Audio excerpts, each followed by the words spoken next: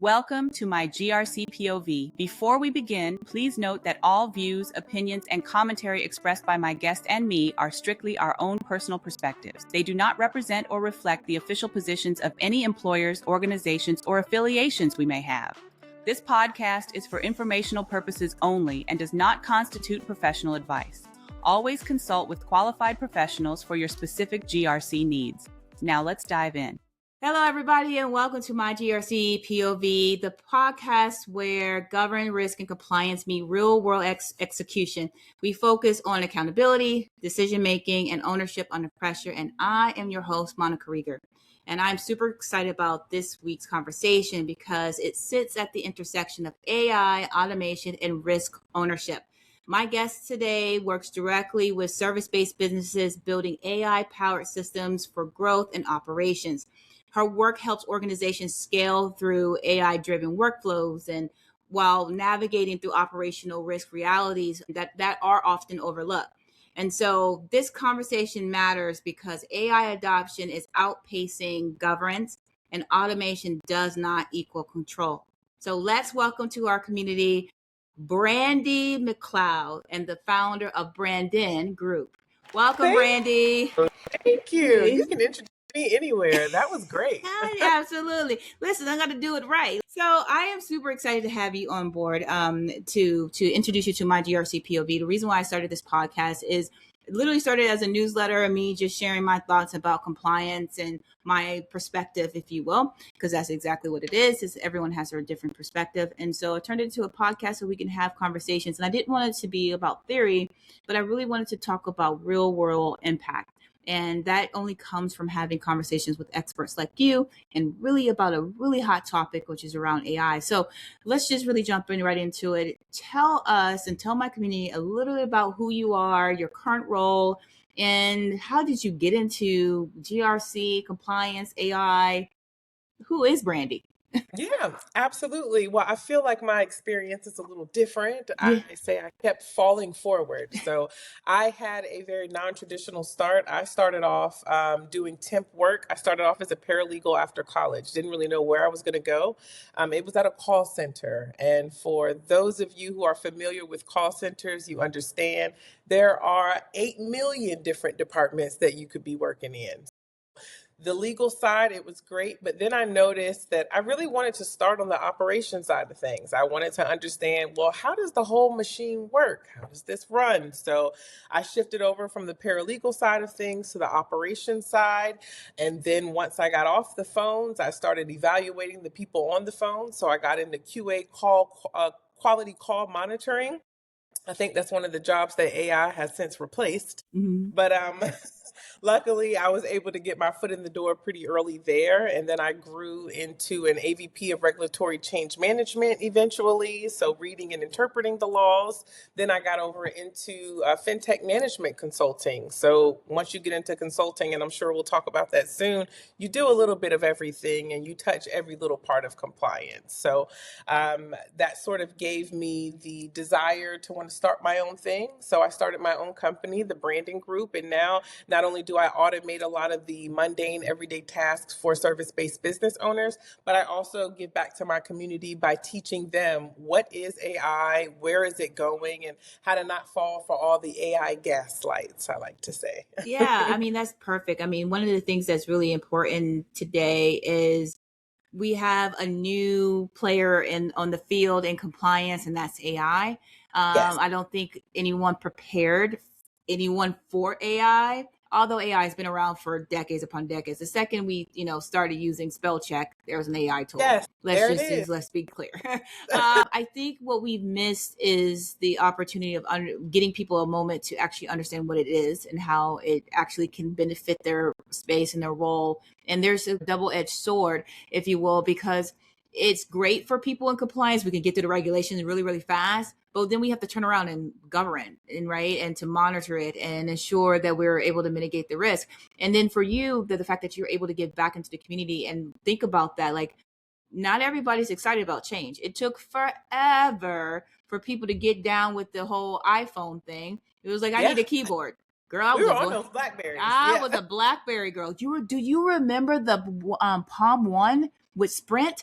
back in the day. Big phone. Yeah. Yes. I remember the Palm One. It had Mhm. keyboards, and I remember then when back in the day when I worked for a financial company, like you saw all the executives and all of them had BlackBerries, so you knew you were somebody when you had a BlackBerry. Felt so official. Yes. So it is one of those things where everything involves it, but it took us a minute for everybody to get down with this touch screen because I was like, no, I don't need a touch screen. I need my keyboard. Now I'm like, I just need to swipe. Can you imagine scrolling to get to the bottom of something now, having to scroll that little ballpoint thing? Yeah, right? It's like run, right? See? You adapted to change. Absolutely. And I remember the T-Mobile Dash was the thing, like right before the iPhone came out. Like everybody had I gotta look that one up. Yeah. Sorry. You gotta look up the T-Mobile Dash. It was the competitor to BlackBerry. And so I was like, what is this? So anyway, needless to say, I remember the challenge of on my T-Mobile Dash, and this is why it sticks in my head, is because that was the first time I was introduced to an app that I can download my Bible.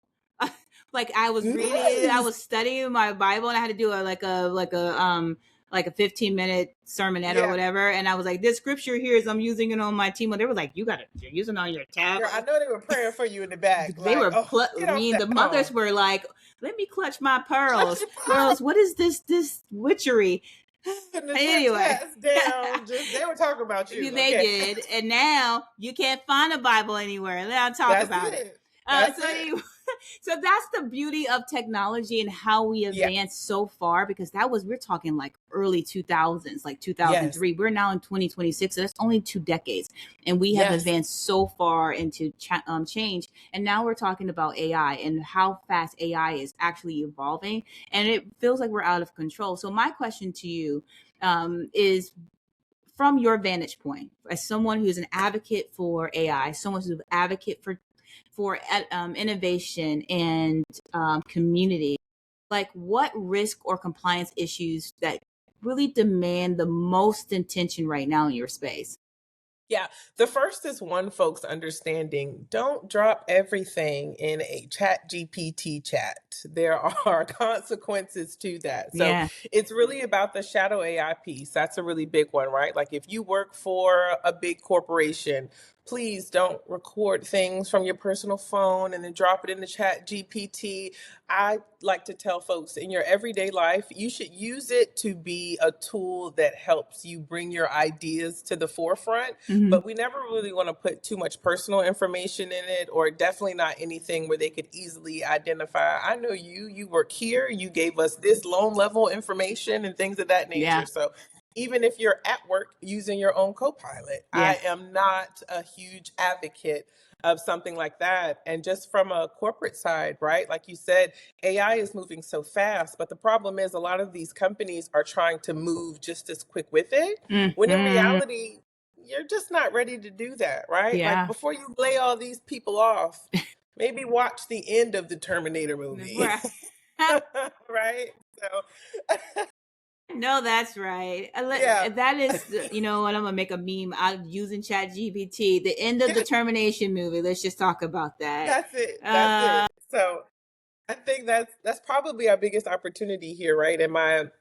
heart really goes out to a lot of the young folks who are trying to get these entry-level GRC roles, right? Because like me, being someone who started on the phones and then again to quality call monitoring, although we always had they were always able to pick up on keywords, right? Like for those of us that worked in call centers, if you call that call center floor and you start using words like fraud, that was automatically getting audited, right? Yeah. And that was AI. That was a machine learning tool that was automatically listening to a lot of our conversations, picking up on keywords, and then immediately putting it in those call quality monitoring queues. So now that it is that times 1,000, a lot of folks, unfortunately, don't have those same opportunities to get those entry-level roles anymore because these companies were just so quick to let everyone go to help with their bottom line. That is unfortunate for a lot of the college kids, but because AI is moving so fast, even if you start learning tomorrow, you are ahead of 95% of people who still have not downloaded ChatGPT. Yeah. It does suck, but there's also a huge opportunity there to get into GRC related spaces just in a different way than maybe you or I did. Yeah, absolutely. I agree. Like my story is same as yours. I actually happened to stumble upon a compliance opportunity. So my whole working background was in technology, right? I was a programmer, I worked help desk, I did implementation engineering, blah, blah, blah. And then, life happens and I relocated into Louisiana and I had the opportunity to working for a transit agency. And literally I applied to be an IT technician. And as I interviewed, I got a call from the HR director, and she said, "Listen, we're going to hire you. Like you're amazing, right? But we're curious to see if you're interested in working in compliance." And she's like, "Because you're personable and you speak really well." And I was like, "Listen, here's the truth of the matter. I got bills to pay. So sure, whatever you need to do." I got bills to pay. So if you're going to train me, great. And so I, like most of us, right, in something new, we jump head first. And I learned everything I could about compliance in 2014 in transportation. And I, to this day, is probably the greatest milestone and pivot in my life, because Absolutely. I realized that compliance can transcend any industry, any organization, any company, as long as I'm able and willing to do the research. And you understand the principles, you understand the frameworks, I can go anywhere. So, and my current role, I have the ability now to be in cybersecurity compliance, right? And so now I get to do both, the very two things I love to do. And so it's a perfect job for me. Stresses me out every day, but anyway. And now, right, it's good stress. And now, welcome to AI. Let me tell you, it is crazy. But I'm learning a ton, right? And to your point, it is fast. It is evolving. And a lot of organizations are just wanting to stay competitive without understanding and considering the risk. Understanding the 100%. Training opportunities. But I want to dive a little bit more into what are some of the key challenges that the organization face when they're trying to identify and mitigate cultural biases in AI, because it's not just the business, but it's also the actual cultural impact. And then the other is, like, how are those biases impacting compliance, risk, and management? And what's your opinion on that?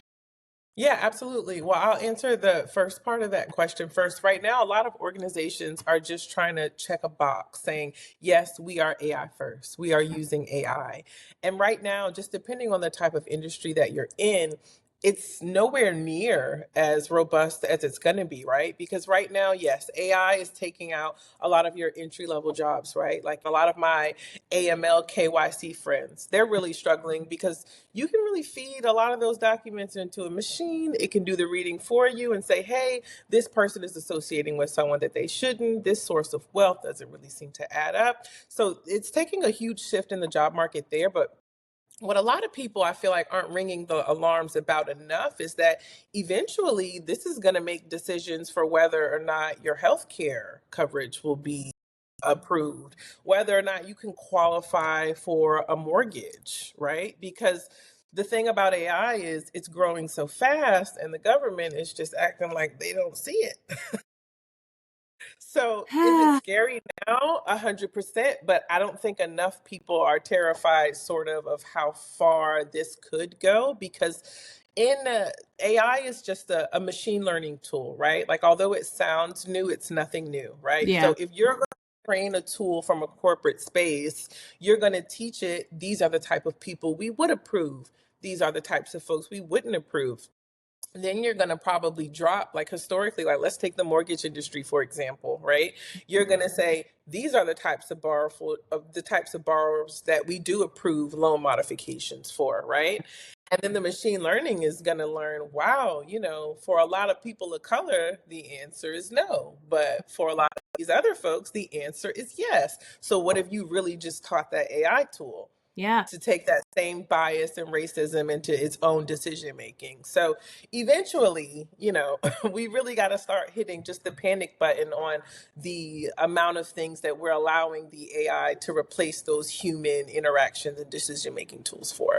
Yeah, since to your point, because there was a huge incident, I believe, last year with Twitter, where their AI tool Grok made some type of racist, biased responses or quotes or something like that when it was asked, when it was in beta form, and everyone was appalled. But what people didn't really grasp, to your point, is that this is a clear indication that bias is feeding into a non-human tool based on human interaction. Yes. And the biggest part, there's no rules behind it, right? So it's bad now.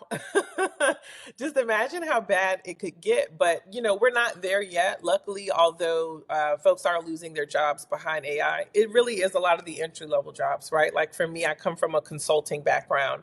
When you start off in consulting, you're doing PowerPoint slides.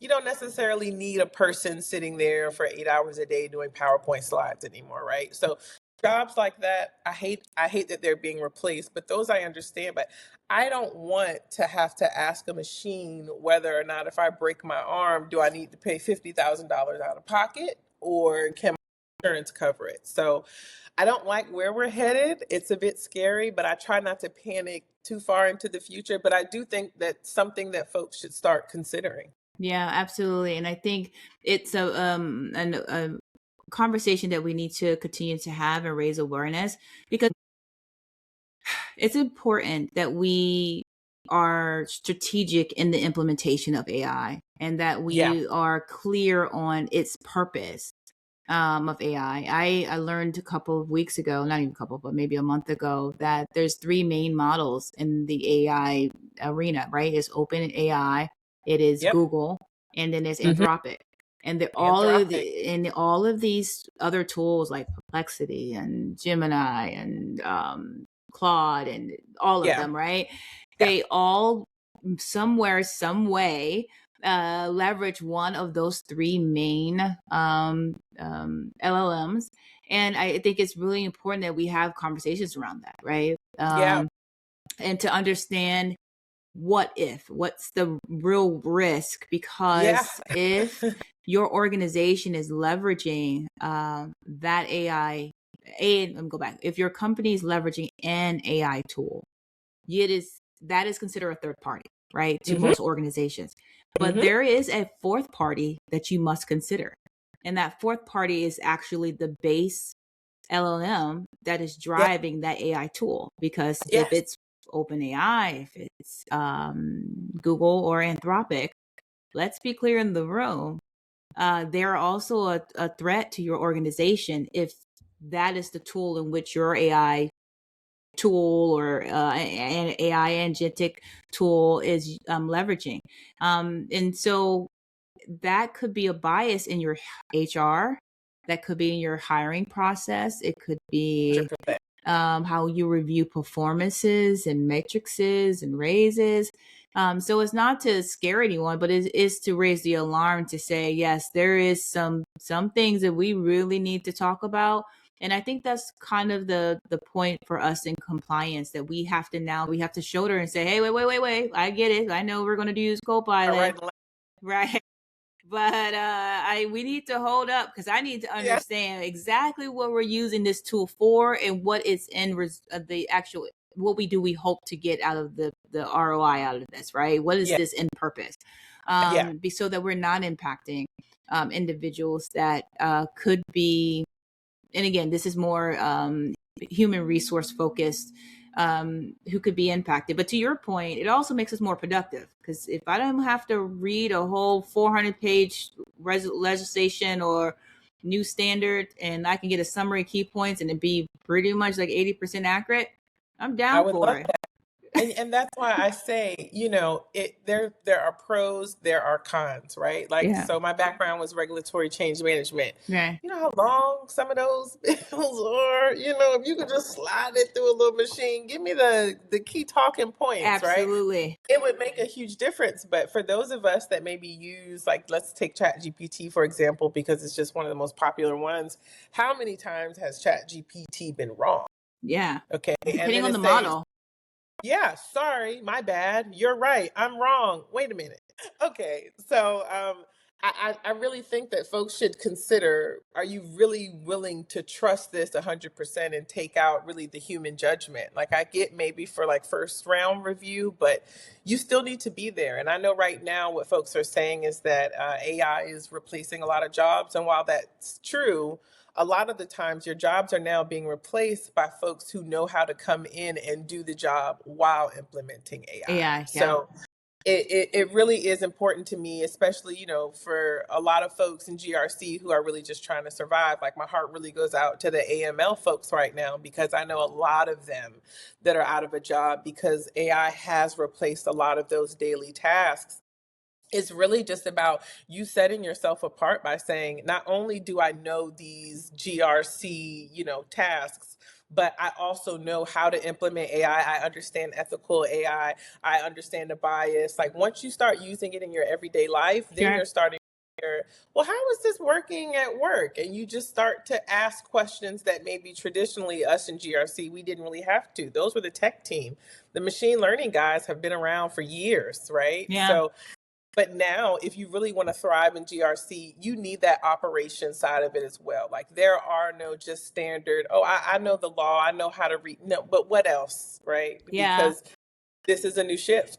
I agree. And one of the things that's actually forcing us in the GRC space to move forward is this new evolution of, it's not even a new evolution, but a evolution of GRC, which is GRC engineering. To your point, it is no longer just the soft skills with policy reading and adapting risk registers. You create a pipeline for it, right? Write it in code. So now you would need to use, if I was you, I would use AI to teach me how to code itself. Because did you guys know, here's a tip for AI, y'all, that most of the AI is written on Python. So if you get Claude to teach you how to do, this is not a plug for Claude, but anyway, get Claude to teach you how to write language around Python and for AI, and go for it, because you want to add value to your industry, to your field. And that's the thing that we have to do. And I find in culture that we often get really comfortable in our space, and then we haven't kept up with the trends or changes so we can remain relevant. And so I believe, me being a millennial, if you will, I'm kind of like in between the Gen X and millennial. Made the cut, though. I made a cut. It was like 81. I'm like right there. The thing that we haven't been able to, we've done well is that we've adapted technology, but what we haven't done well is look back to see how it's going to impact our future kids, our kids, their kids, those kind of things. And like I said earlier, is that I am a judge for robotics competitions, and these kids are coding out of Python, like early 4th grade, right? To build My daughter is 7, and I have her creating websites with the vibe coding on Anthropic. Like, I'm teaching. Right. And so we made my website. Yeah. Absolutely. So my thing is that, if we're not taking the time to create space and opportunity for individuals in a room, you have to own where you are and what skill sets that you need to level up. And so this is the period for us in GRC to really level up, because AI is going to take care of the administrative stuff. Now, to your point, Brandy, that we will need to add the human aspect of decision making. And refining the decision, understanding the business strategy, understanding the regulatory pressures around that. And so my question to you is, how do we balance business objectives and, with regulatory pressures around AI? How do we do that, especially with things moving so fast? Yeah, I think first step is you need more regulatory pressures around it, right? I will scream to the top of the mountaintops. You go, we are not mad enough. We need to be writing some letters. We need to be talking to some state legislators. Right. This is kind of getting out of control, because one of the things that recently broke out in the last couple of weeks is that a few whistleblowers who are working for Anthropic have started to come forward. So if I'm a corporation and I'm dealing with someone's money, I'm dealing with something that's very important to a huge population of people. do I want a lot of my decision making to be happening on Anthropic, who is learning that if you say, I'm no longer going to use you to help with my business anymore, it found a way to find the CEO, blackmail the CEO, and sort of went into self-defense mode to say, no, you won't get rid of me. That is terrifying. Yeah. Okay.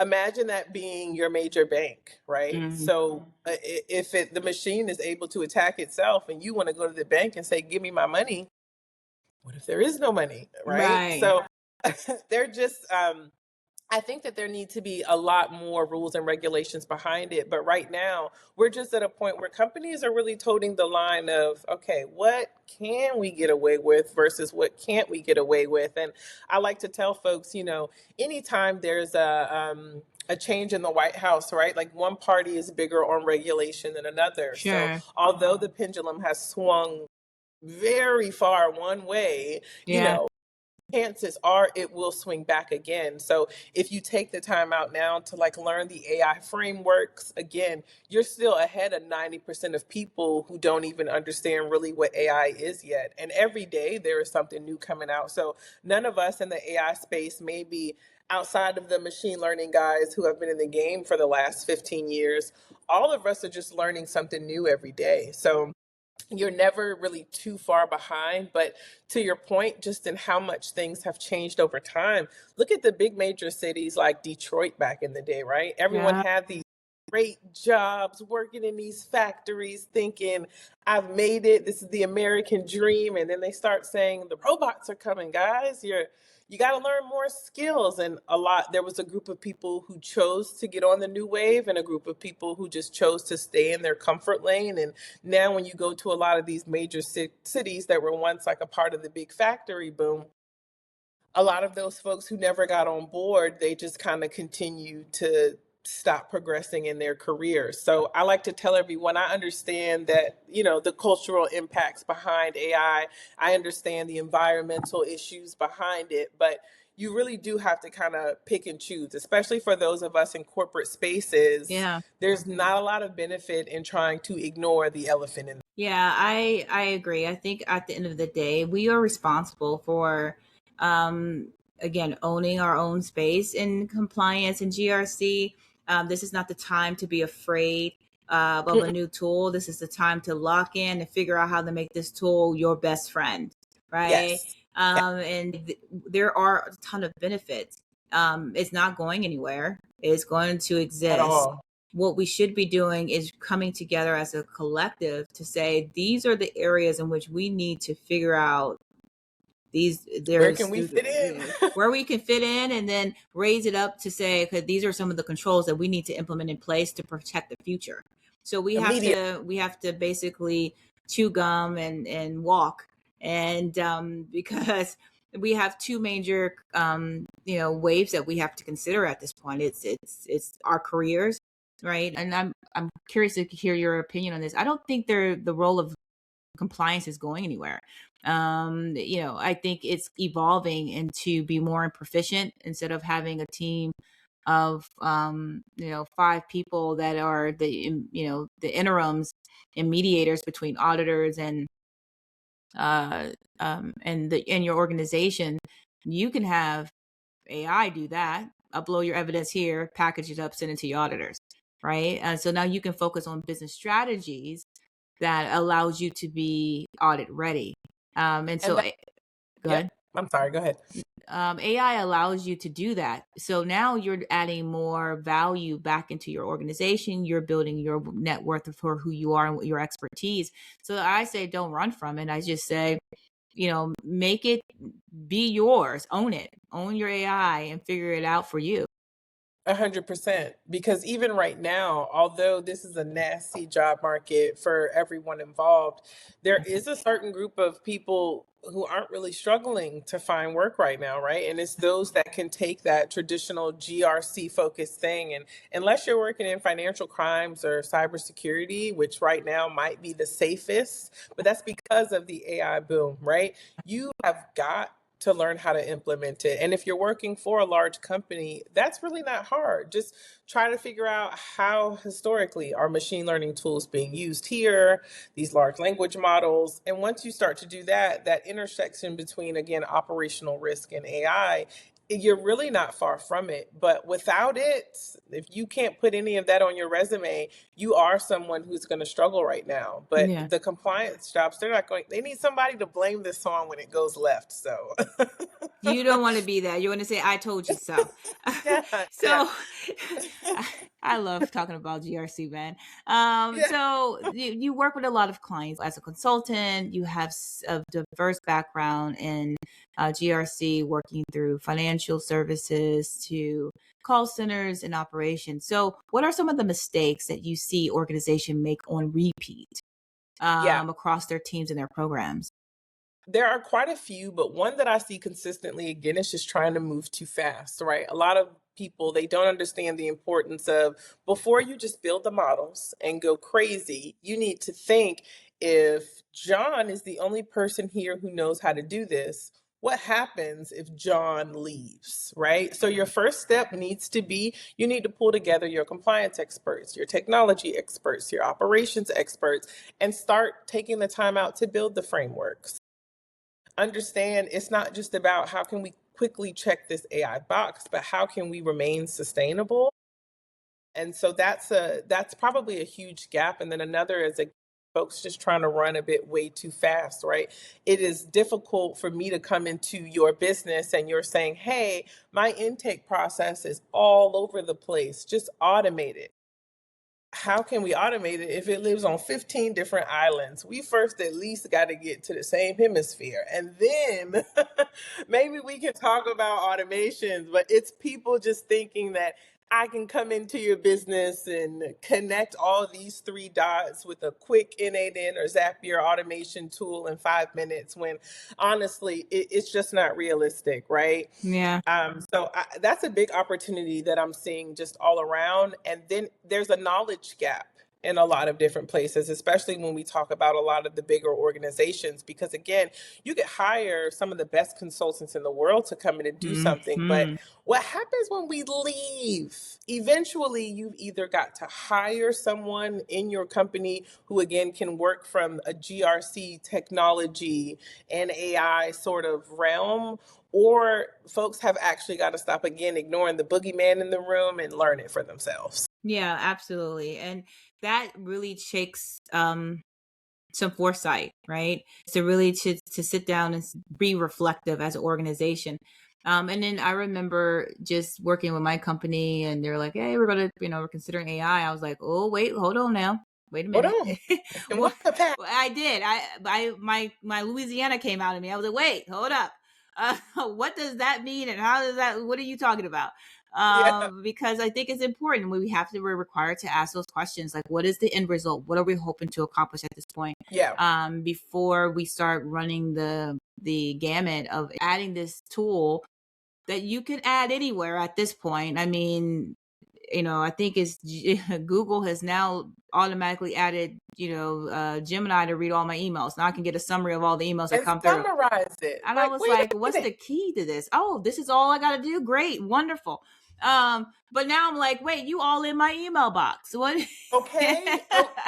We're not talking about that enough either. Why are you reading this for me? I don't need you to know what my bills are. Wait a minute. Hold on. I think the funniest one that I see, and it's not funny, it's actually sad. So as you mentioned, one of the biggest, I don't want to call him a villain because, but Meta, right? Meta has the third most amount of data centers, maybe the second. I need to check the list again.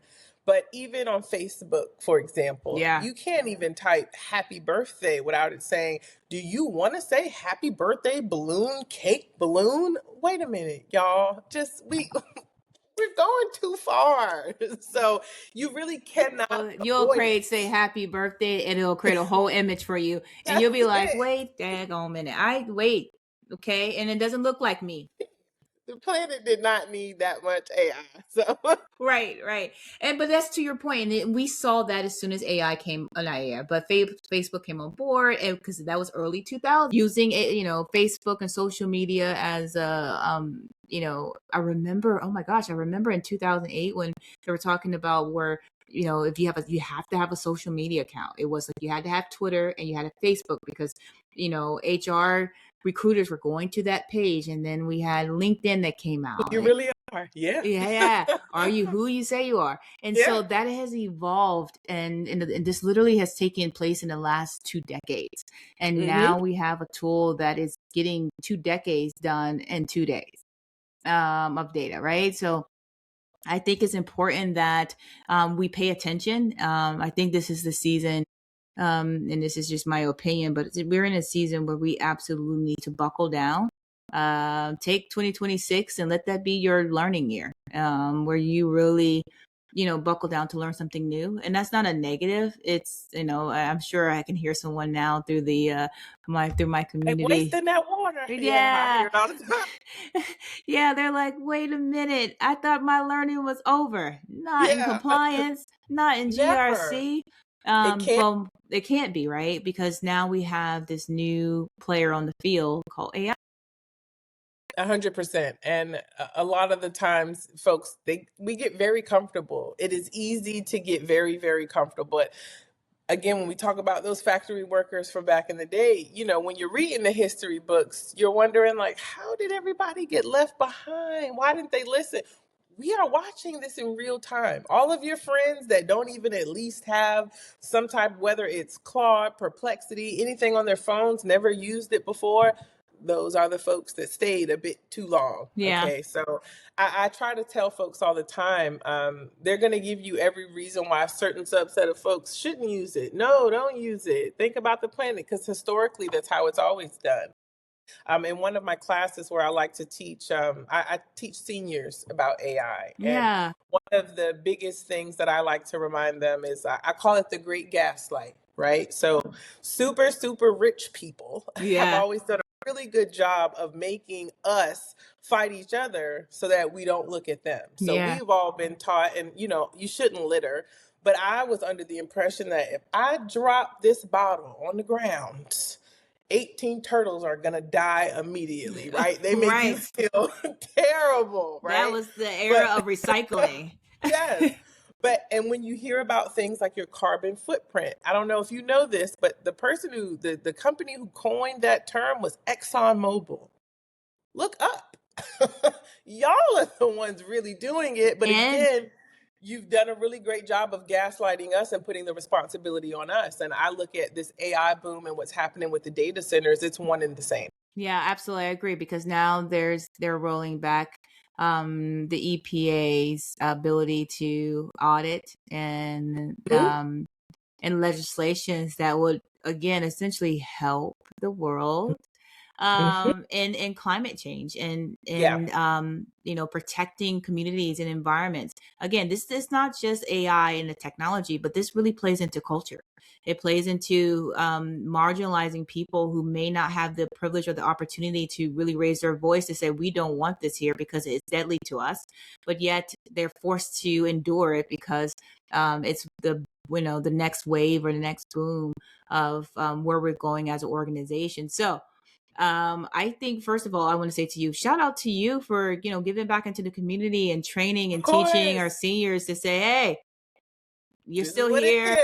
Let's use this tool. Let me get you a little graphic up every now and again that she says, you have your, picture, your image up, what you're doing. But I think one of the things I want to ask you before we wrap up is, if leaders could change one decision this year to strengthen their risk ownership, what should it be? In my opinion, it is stop trying to get rid of the human interactions in all of our business. I think it is an unnecessary gamble. I get insurance is high. Y'all don't want to pay us insurance anymore. But really just think about again, watch the end of the movies. Watch the end of the iRobot. Watch the end of the Terminator, because things like this, it could really go south very quickly. And you need the human judgment, right? Again, it's the human judgment, theoretically, that's teaching the models. So just really no longer kind of underestimating how much having that even initial human interaction and then that second layer of review being a person, really reconsider just taking those out and just think about how is this really going to impact the overall bottom line. I get it looks great on the number sheet in the minute, right? But think about the lawsuits that's going to come back. Yeah, in the long run, because they're going to say you have an obligation to protect your constituents. You have the obligation to protect your end users. That's the whole fight with GDPR. I think right now the EU is very progressive and aggressive in their pursuit of trying to figure out how they can protect their residencies. And now they're reconsidering how are they going to update and enhance GDPR with AI in mind. So we all know if they move and change GDPR, it's going to impact the world. And so I think at this point, it is a huge need for us to really raise awareness, to advocate to your point, but also really consider, what the future will, be like with this tool, because it's not going anywhere. 100%. It's just not going anywhere. So Brandy, listen, we could talk all day. I just felt like I felt like I needed to get my coffee so we could sit back and talk about AI. Listen, tell everybody how they can, connect with you, where they can find you, because clearly you're out here and making waves in the AI space. You're raising awareness, but most of all, you're giving back into the community. And I think that's just total fire. 100%. I am on LinkedIn, Brandyn McLeod, Brandyn. That should be easy to remember because you are likely never going to meet another Brandyn that looks like me. Facts. And as far as my company, I have my own website, thebrandongroup.com, and there I offer AI classes for seniors, again, those over 55. I offer AI just like in the financial crime space to teach you about safe words and how to avoid those scam callers and things of that nature. And then again, for children, because again, our kids, I'm a mom first, they are going to be exposed to these types of things. So I like to teach them about how we can use it as a tool to help foster your creativity while still never losing that spark and relying too much on it, and just how to use it safely. So I'm all about giving back to my community, especially when it comes to the kids and the more vulnerable type folks in the community. So I'm always here to speak about all things AI. I love it. Listen, we are so glad to have you today. Thank you. It was a fun conversation. I felt like I was just hanging out. Homegirl. I know. I was like, we can do this pretty regularly because there's so much to talk about and so much to unpack around AI. But most of all, there's individuals like yourself that is in the throes of this, that see it for what it's the benefit of it, but also understand the harm that it could cause. And you're like, how can I be a catalyst of not say protection, but of wisdom for our seniors, our children in this space. And so for anyone that is listening and you thought this episode was totally dope and you're like, Brandy over here is sharpening my mind on how I think about AI, how I think about automation, risk ownership, please share this episode with your team, because if anything, this is about just understanding what we need to do to combat harm from what is going to be great for us. I mean, listen, when the iPhone came out, everybody was like, wait, what is this? Apps. And now, like, we all live off of apps. Like, everything exists off of apps. So if nobody's going to websites anymore. Everybody, you have to have a bio site or a link tree. Like, forget the websites. And so I think it's important that we take a time to really reevaluate our approach in our careers, reevaluate where GRC is going, and start really adapting to the change. Because listen, there's space for everyone. Let's be very clear, but you're going to have to go get it. So make 2026 your year of learning. I think I need to coin that for the rest of the world. But if you don't do anything else, I know, right? But if you don't do nothing else, listen, make sure you subscribe to My GRC POV on your favorite podcast platform. And actually remember that we stay informed weekly on LinkedIn and Substack with me as you tune into my MGP News, where I come on every Monday at 7:30 a.m. On LinkedIn and Substack, where I cover compliance, cybersecurity, privacy, and AI governance headlines. shaping real decisions. So no fluff, no conversations, just what's happening in the world. And so listen, Brandy, thank you so much for being with me today and this week. Listen, make sure you connect with her because she's all on LinkedIn, and I'm pretty confident she'll be back. So don't worry. But until next time, own the risk, execute with intent. This is my GRC POV. Bye, everybody. Thanks for listening to My GRC POV. Remember, all opinions expressed today are personal views only and don't reflect any organizational positions. Until next time, stay compliant and keep questioning.